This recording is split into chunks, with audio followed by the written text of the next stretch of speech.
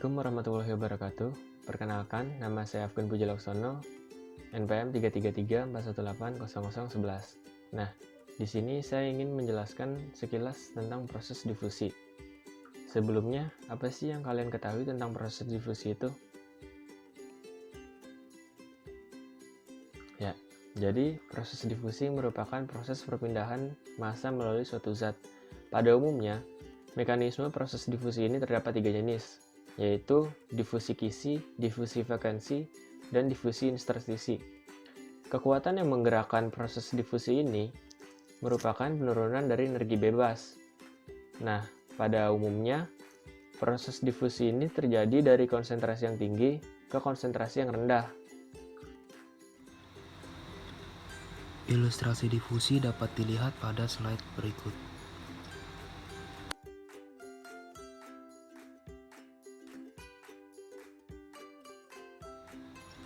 Adapun syarat terjadinya difusi. Yang pertama, ada ruang kosong untuk partikel pendifusi. Yang kedua, adanya energi yang cukup untuk memecah ikatannya. Sekarang saya akan menjelaskan mengenai hukum yang mendasari terjadinya proses difusi. Nah, di sini adalah hukum Fick yang kita gunakan, di mana ini dikemukakan oleh Adolf Fick pada tahun 1815. Nah, Adolf Fick ini membagi hukumnya ke dalam dua bagian, yaitu adalah hukum Fick 1 dan hukum Fick 2. Kenapa dibagi berdasarkan dua bagian? Karena dia melihat adanya pengaruh yang mempengaruhi dari terjadinya proses difusi ini, yaitu adalah pengaruh waktu. Bagaimana maksudnya? Kita lihat. Jadi untuk yang pertama ini ada hukum Fick pertama, di mana dikatakan laju difusi atau flux ini berbanding lurus dengan gradien konsentrasinya atau perubahan konsentrasi. Di mana di sini secara matematis bisa dituliskan J sama dengan min D kali d theta per dx turunan ya terhadap x, di mana J-nya itu sendiri flux atau rate atau kecepatan difusinya, yaitu satuannya mol per meter kuadrat, satuan area per sekon per detiknya. Adapun D itu sama dengan koefisien difusi atau difusivitas, yang dimana satuannya meter kuadrat per second, yang merupakan ketetapan dari tiap-tiap zat untuk mampu berdifusi. Lalu ada tau di sini adalah konsentrasi mol per liter, X di sini adalah jarak dari membrannya itu sendiri antara solut dan solvent, yang mana itu dikaitkan menjadi hubungan turunan sehingga didapat tau per do X sama dengan gradien konsentrasinya itu sendiri. Nah, itu hukum Fick 1. Di sini dikhususkan untuk difusi yang tidak terpengaruh oleh waktu.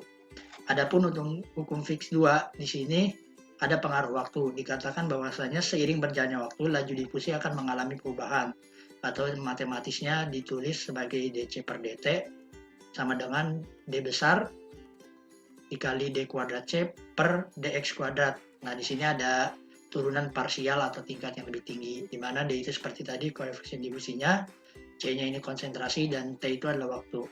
Nah, perlu di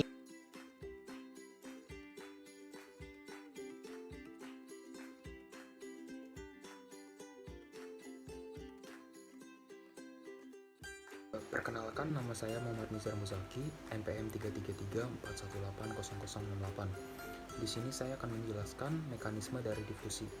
Nah, mekanisme dari difusi itu dapat terjadi ketika terdapat dua syarat. Yang pertama yaitu terdapat ruang kosong antar atom tersebut. Yang kedua yaitu adanya energi yang cukup dari si atom tersebut untuk berpindah ke tempat yang lain. Nah, untuk di sini saya akan menjelaskan ada dua jenis difusi, yaitu yang pertama difusi vakansi dan difusi interstisi. Nah, untuk yang pertama yaitu difusi vakansi.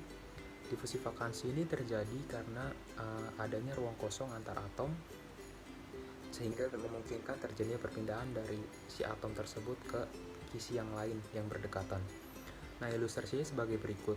Nah, kita ibaratkan di sini merupakan atom A dan di sini atom B. Nah, ini bukan berarti berbeda, cuman kita mengibaratkan aja. Nah, si atom-atom tersebut ini yang tersusun rapi, ketika suhunya dipanaskan, maka atom-atom tersebut akan saling bergeser dan menciptakan adanya ruang kosong, sehingga memungkinkan untuk si atom lain itu untuk berpindah. Nah, kita ibaratkan di sini si atom B ini dia berpindah ketika suhunya dipanaskan, maka di sini akan tercipta namanya vakansi atau ruang kosong.